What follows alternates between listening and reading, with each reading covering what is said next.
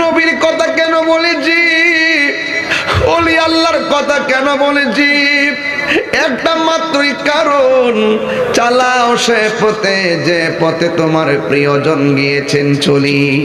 আজকে গাঞ্জুরটার সঙ্গে চললে আল্লাহর সন্ধান পাওয়া যাবে না, বাবাখোরের সঙ্গে চললে আল্লাহর সন্ধান পাওয়া যাবে না, সুদখোরের সঙ্গে চললে আল্লাহর সন্ধান পাওয়া যাবে না, ঘুষখোরের সঙ্গে চললে আল্লাহর সন্ধান পাওয়া যাবে না।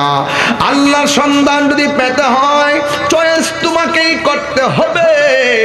সেই চয়েসের নাম হলো আল্লাহর ওলির দরবার। কথা বলেন ঠিক কিনা?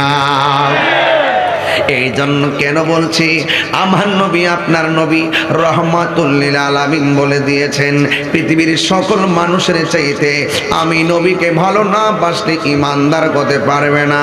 যদি আপনি বেঈমান হয়ে যান, যদি আপনি নাফরমান হয়ে যান, দুনিয়ার পদে পদে আপনি লাঞ্ছিত হয়ে যাবেন, দুনিয়ার পদে পদে লাঞ্ছিত হয়ে যাবেন, যেমন ভাবে কাফেররা পদে পদে লাঞ্ছিত হয়ে গেছে।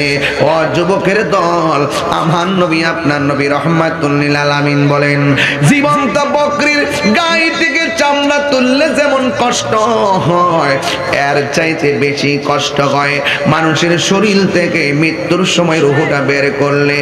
এই জন্য আমার বন্ধু, কি ভাষায় ওয়াজ বোঝাবো সেই ভাষা আমার কাছে নাই রে। শুধু বলে দিয়ে যায়, নবী ছাড়া কবরে কোনো উপায় নাই, নবী ছাড়া হাসরের ময়দানে কোনো উপায় নাই।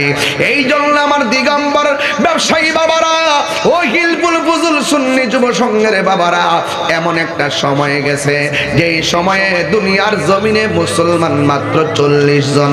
জবানটা খুলে কোন মুসলমানদের সংখ্যা কত? ওই সময়ের ভিতরে আল্লাহ আল্লাহ জিকির করা বড় কঠিন ছিল।